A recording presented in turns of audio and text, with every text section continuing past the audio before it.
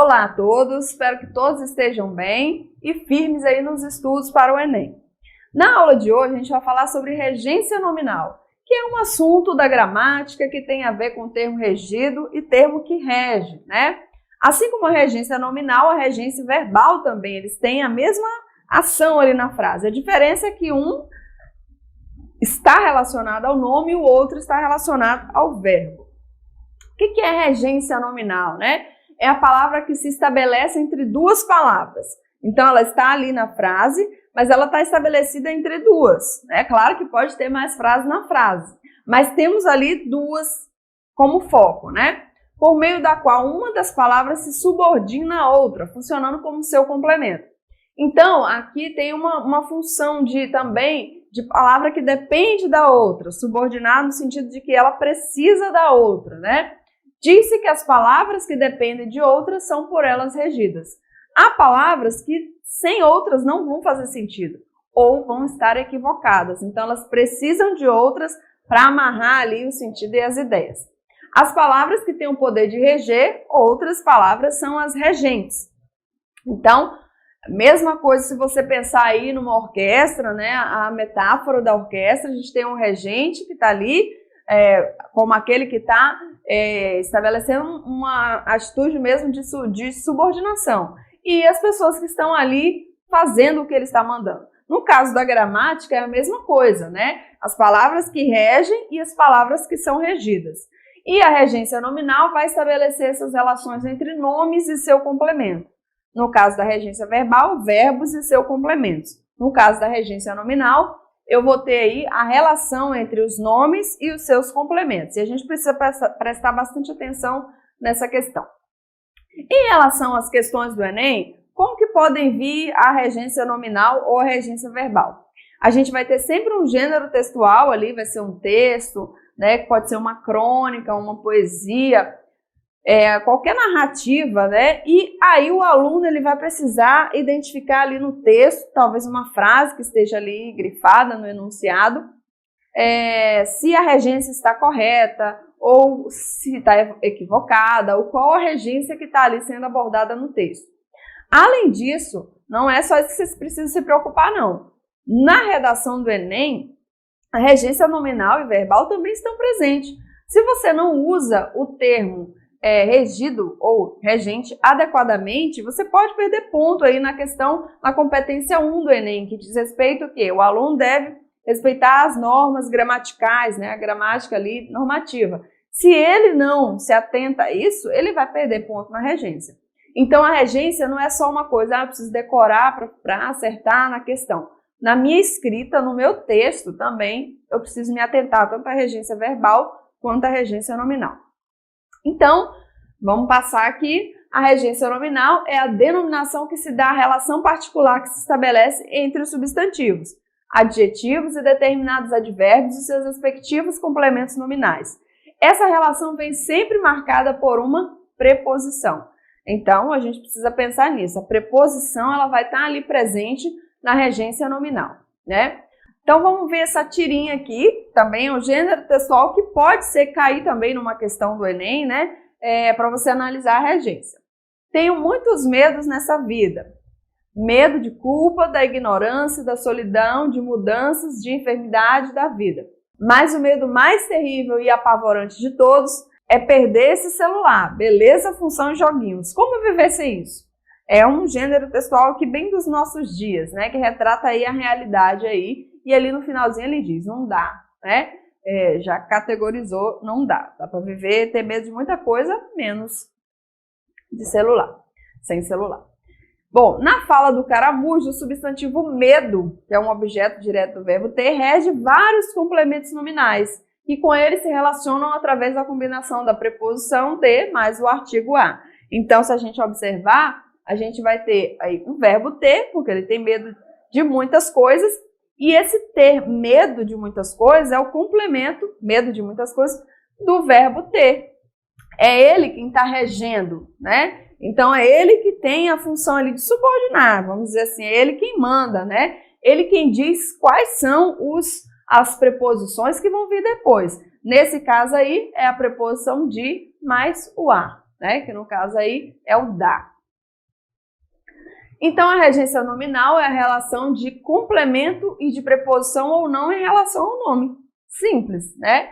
E esse nome pode ser um substantivo, um adjetivo, advérbio e seus complementos.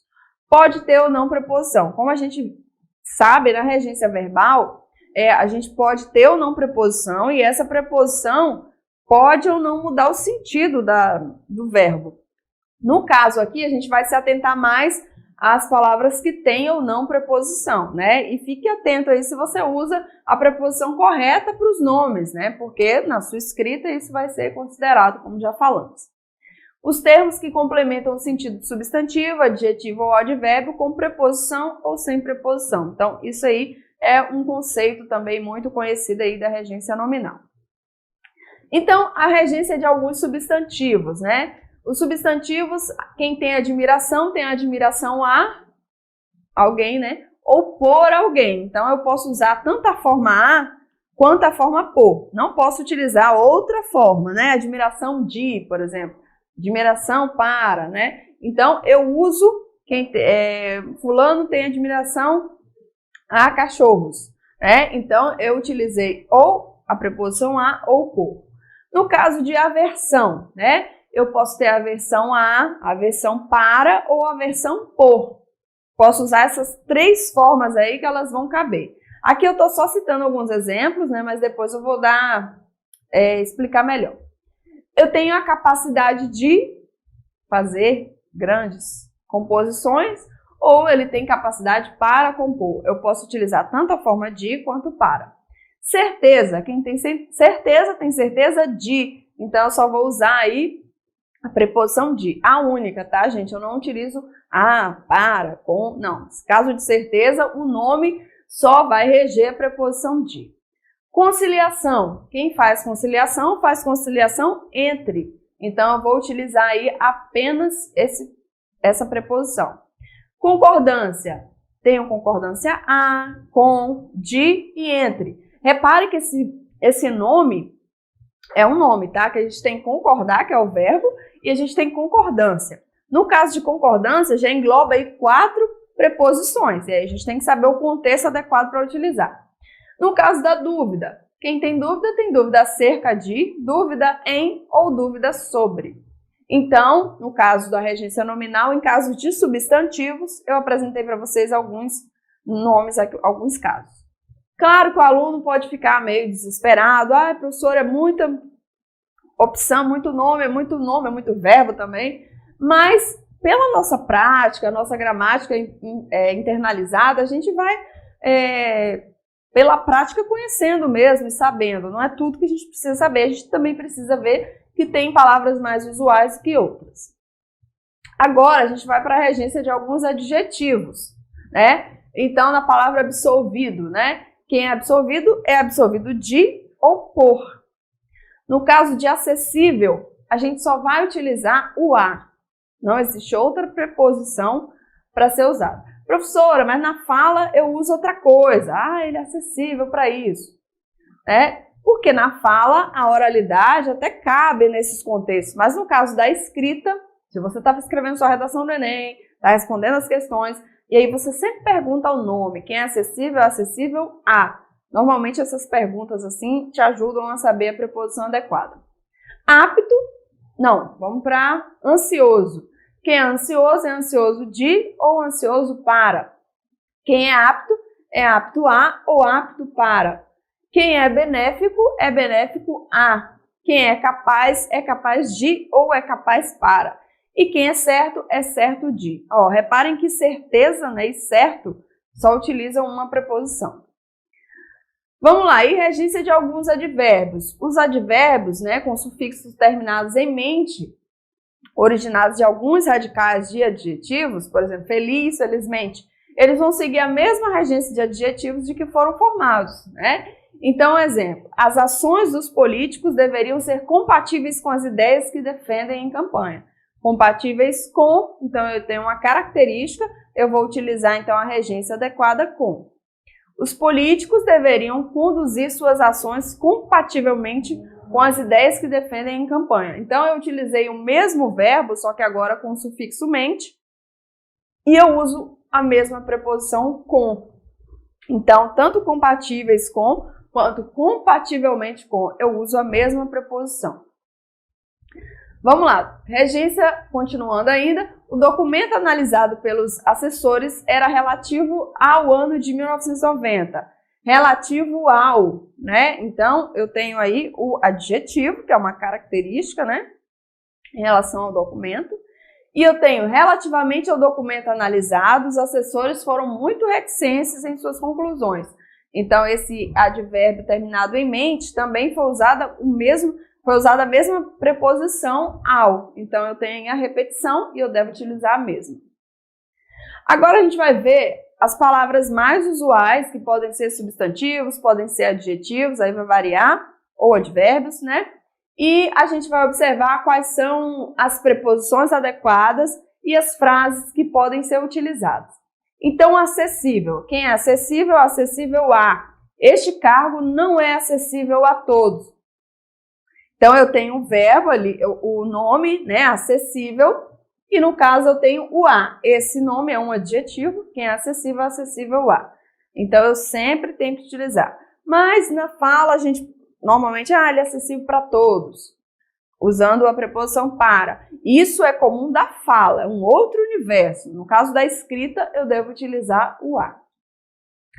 Acessível a ou para. Esse caminho dá acesso à escola, no caso aqui de um substantivo, e o acesso para a terceira ponte está difícil. Então, quando eu também posso utilizar, nesse caso, o para, né, como uma forma também de acessibilidade. Acostumado a ou acostumado com. O pai estava acostumado a ouvi-lo. Eu tenho aí um advérbio, acostumado, e eu utilizo a preposição a. Quem está acostumado a. É só sempre fazer essa pergunta. Quem ficou acostumado com o barulho da academia. Quem está acostumado com. Reparem que acostumado é uma característica de ficou, né? Então, eu tenho aí um advérbio, né? Que modificou o sentido do verbo e eu utilizo a preposição aí com. No caso de adaptado, a gente usa a preposição a. O empregado não está adaptado a essas mudanças. Quem está adaptado a. Então, eu tenho um adjetivo. Afável. Quem é afável a ou para com. Mostrou-se afável com o cliente. Ou tinha um jeito afável para com as visitas. Vamos observar, se a gente pegar a forma para com, é uma forma muito pouco usual na fala, né? Muitas vezes a gente ouve essa frase em contextos religiosos, talvez num sermão, né? Numa missa, mas na fala a gente usa muito pouco. Então, se eu pego essa frase, tinha um jeito afável para com as visitas, na escrita é essa forma. Mas na fala eu usaria, tinha um jeito afável com as visitas. Eu retiraria o para, né? Mas é uma possibilidade de uso na escrita. Então, né, de acordo com a regência, está correto. Vamos para aflito. Quem é aflito com ou aflito por. Continua aflito com a demora ou o cliente estava aflito por saber o diagnóstico. Então, eu tenho aí aflito com, né, ou por saber. As duas formas são usuais, estão corretas. Quem é agradável a ou agradável de. Então, sua saída não foi agradável à equipe ou era agradável de ver os dois juntos. Nesse primeiro caso, a gente tem agradável a como uma preposição e equipe que pede o artigo feminino. Por isso, nesse caso, a gente tem a crase. Mas nem sempre vai precisar da crase, né? E era agradável de ver os dois juntos, né? Quem é agradável também é agradável de. Alusão. Fez alusão à prova final. Todos os casos que você for usar a palavra alusão, você vai utilizar aí a preposição. Quem faz alusão a. Então, reparem, gente, que você não precisa decorar a gramática toda. Quando você pergunta o nome, já vai automaticamente vir uma preposição à sua mente. Amor. Quem tem amor a ou amor por. Tinha grande amor à carreira de professor ou ele demonstra amor por dança. Então, ambas as formas podem ser utilizadas aí na língua. Ânsia. Quem tem ânsia de ou por. Sentiu ânsia de sair do local, ou o jovem revelou ânsia por voltar ao país. Olha só, reparem que a segunda frase, se eu estou falando isso porque pode cair uma questão também assim no Enem, usando a regência e a variação linguística. Se você pegar o jovem revelou ânsia por voltar ao país, como que a gente utilizaria isso na fala? Talvez a gente falaria assim, o jovem revelou ânsia para voltar ao país, ou para voltar no país. Na fala, a língua é coloquial, ela é informal, ela é variável. Então, se fosse uma questão do Enem, usando assim, qual das formas seria de acordo com a variação linguística? Seria desse jeito que eu falei que a gente usaria na fala. Agora, qual forma seria na gramática normativa, respeitando as regras de regência? Aí seria essa forma que está escrito. O jovem revelou ânsia por voltar ao país. Então, língua falada e língua escrita se comportam completamente diferentes. E o aluno, ele precisa saber, essa é formal e essa é informal. Inclusive, variação linguística sempre cai no Enem. E pode cair com regência, com concordância, com várias outras questões gramaticais. Antipatia. Quem tem antipatia a ou antipatia por. Nem todos tinham antipatia à escritora. Então, a gente pode observar aí, né, a preposição a. A moça sentiu antipatia por ele. Quem sente antipatia por. Apto. Quem é apto a ou para. Considerou-o apto a ajudá-lo ou tornou-se apto para exercer o cargo. Ambas as formas podem ser utilizadas. Lembrando sempre, né? Na escrita essas, na fala já é outra coisa. Aversão. O filho sempre teve aversão à política. Era evidente sua aversão por lugares altos. Então, a e por. Benefício. A ou para. O remédio foi benéfico à sua saúde. Ou a reforma foi benéfica para todos. Tanto um quanto o outro, né? Reparem que vários nomes aceitam as preposições a e para, né? Então, é importante a gente também refletir sobre isso. Já é uma dica, né?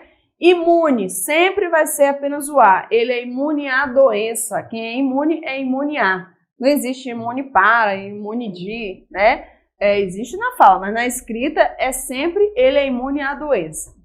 Compatível, né? Quem é compatível com. É a única forma aceita. Não existe o de, o a, o.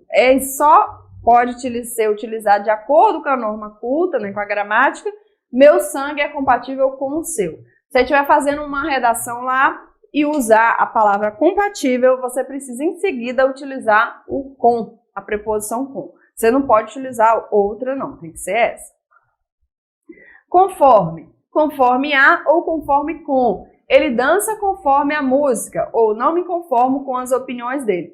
Mesma coisa aí, né? O a está sempre presente aí em muitos nomes. Preferível. Cheguei a pensar que qualquer coisa é preferível a isso. Né? Muitas vezes a gente usa o do que, né? Preferível do que. O do que é muito da fala, tá? Na escrita, na língua formal, a gente deve utilizar o a. Residente em. A maioria dos empregados é residente na cidade ao lado. Tem o em mais a que é igual a. O na. Na verdade, o na, gente, é uma contração mesmo do em mais o a, tá? Então, quando a gente tem nomes que pedem regência em, também pode ser substituído por na. Vamos agora responder alguns exercícios aí sobre a regência. E aí a gente vai ver se tem erro, se está de acordo com a norma. Indique onde há erro de regência nominal. A. Ele é muito apegado em bens materiais. B. Estamos fartos de tantas promessas. C. Ela era suspeita de ter assaltado a loja. D. Ele era intransigente nesse ponto do regulamento. E a confiança dos soldados no chefe era inabalável. Vamos lá, cuidado, gente, para não confundir regência verbal com regência nominal. Aqui você não tem que olhar para o verbo, tem que olhar para o nome. Apegado, quem é apegado é apegado, quem é farto, suspeita. Então tem que olhar sempre para o nome. Vamos ver então qual é a questão. A é a que tem erro, né? Ele é muito apegado em bens materiais. Quem é apegado a. Então, no lugar desse em, deveria ser o a. Ele é muito apegado a bens materiais. Mesmo que você não lembre da regra, você pode perguntar o nome. Quem é apegado a, que a resposta vai estar ali clara para você. Então, vamos para o exercício 2, pensando também sempre na regência do nome. As palavras ansioso, contemporâneo e misericordioso regem, respectivamente, as preposições. Uma dica, né? Eu estou partindo do pressuposto, todo mundo sabe o que é substantivo, adjetivo, preposição, porque se o aluno não sabe essa diferença, ele pode confundir até mesmo o verbo, que é muito comum às vezes. Então, tem que saber a diferença entre verbo e entre nome para poder pensar na regência. Vamos lá.